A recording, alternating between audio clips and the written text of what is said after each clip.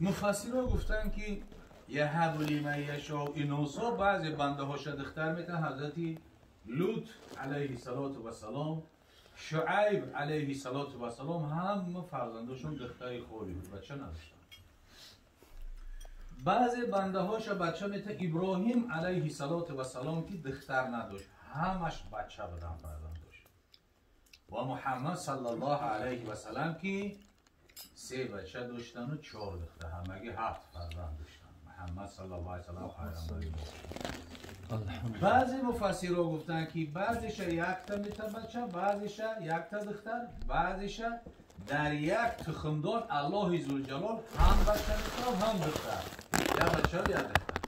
بعضیش 2 تا بچه در یک تخمدان، در یک بچه دان، بعضیش 2 تا دختر در یک تخمدان میتن. این ببین وظیفه پروردگار است. و در اخیر گفت و یجعل من یشاء، بعدش عقیم به فرزند میکنه. خوزن خومر نداره دیگه، نه طبیب، نه دوا، نه دورو، نه تبلیغ کرد، نه ایران یا نه اسرائیل، هیچ چی دیگه فایده نداره. ولی خدا که نداره دستش، تمام دیگه. این رو دیگه مفسرین مثل حضرت یحیی علیه السلام، بعضی دیگر گفتن عیسی علیه السلام اینا نه دختر، نه بچه ها، نه زن، هیچی نداره. و یجعل من یشاء عقیما. پس که فرزند مخصوص عطیه پروردگار است جل جلاله، که بعضی از اخبارات رو میبینیم میلیاردرهای هستن که همه را داره، میلیارد زواد و فابریکا و قصر و قصور و همه را فرزند نداره. ممبر مال و ملکش همش چی؟ نیست نابود، تقسیمات میشه میره. پس چی؟ حقیقت سنت پیامبر صلی الله علیه و سلم است. یک معناش شکر پروردگار به جا آوردن که خداوند به ما فرزندی بچه عطا کرد، یا خداوند به ما فرزندی دختر عطا کرد. این چی است که شکرانه پروردگار به جا آوردن.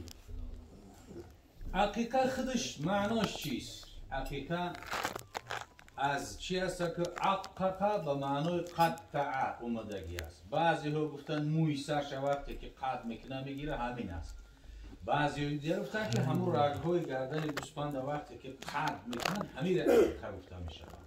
عقق به معنای قطع میگه میآید، یا رگ‌های گردن گوسفند یا که موی سری تفلک. پیامبر صلی الله علیه و سلم زمانی که حضرت امام حسن تولد شد، خودش رسول الله صلی الله علیه و سلم عقیقه امام حسن خودشون کردن، یک قشقار کشتن. 1 سال بعد که حضرت امام حسین به دنیا آمد، رسول الله صلی الله علیه و سلم عقیقه امام حسین هم رضی الله تعالی عنه پیامبر صلی الله علیه و سلم خودشون کردن، عقیقه نبیره شدن. حالا که عقیقه را پیامبر صلی الله علیه و سلم چی گفته که همین هر یک مولودی که تولد میشدگی که به دنیا میاد، او چی است که مرحوم به عقیقه است، یعنی در گرو است. وقتی که عقیقهش کرد در حفظ حمایه پروردگار میکنه. تذبح عنه یوم السابع، انا روز هفتم ذبح کرده میشود، بچه باشد 2 گوسفند، دختر باشد 1 گوسفند ذبح کرده میشود و یحلق، موی سری او را تراشیده میشود و نام نیک نهاده میشود در روز هفتم. اکنون وقتی که کودک تولد کشید، از قانون اسلام از ابتداش سر میکنم. عقیقه حکمش چی است؟ بعضی از بزرگان گفتن سنتی مؤکده است، برای پیامبر اصلا کرده خواهد. بعضی گفتن که نه، همین سنت است، مؤکده نیست. بعضی دیگر مذهب امام احمد حنبل از همین بین 4 مذهب از همه سخت‌تر و کمتر چی گرفته است که حکمش به واجب رساندگی احمد حنبل. حتی که میگه اگر همون طفلک زنده هم که نمانه باید عقیقه‌شو بکنه و حد واجب رسانده است احمد حنبل رحمت الله علیه. خب عقل در ما چیه؟ سنت است برای کسی که دارا باشه، دستش میرسیدگی باشه، مثلا که چیه عقیقه میکنه، که فقیر کمبغل هیچ نداشتگی باشه، برای او را سنت نیست. خب وقتی که طفل تولد شد، اولین کاری که کرده میشد موافق قانون شریعت از باب استحباب این چی است؟ تحنیک است. تحنیک یعنی به تاجیکی بگیم کام شیرین کردن. هر یک طفلی که تولد میشه در عصر مبارک رسول الله صلی الله علیه و سلم در پاکش میکردن، در یک خیطه میپیچوندن، اول سینه رو دادن. اولا به پیش رسول اکرم صلی الله علیه و سلم میوردن. پیامبر صلی الله علیه و سلم چیکار میکرد؟ یک خیرمو را کم ترک میخوید و از شیره همو خیرمو در کام همو چیزو کم ترک میشه. همین را میگن تکنیک. چی هست که حکمش از باب استحباب است.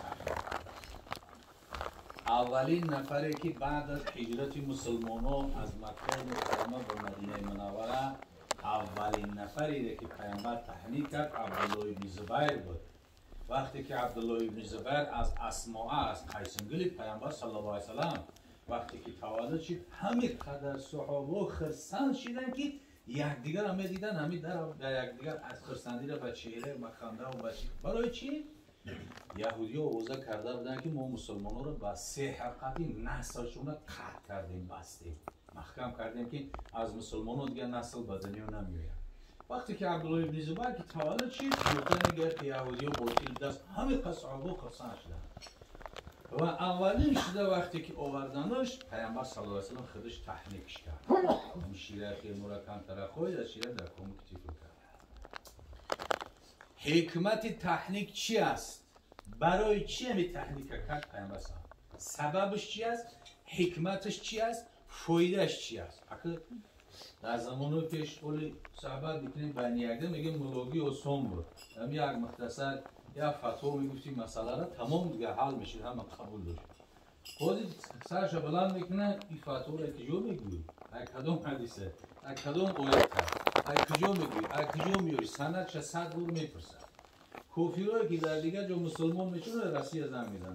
برای چی خداوند برای یک مرد 4 زن رخصت داشته، برای یک زن 4 شوره اجازت نداده؟ سببش چیه؟ برای چی خداوند خوگ حرام حکم کرده دیگه؟ سببش چیه؟ اکه برای او چیه؟ دلیلای عقلی داره.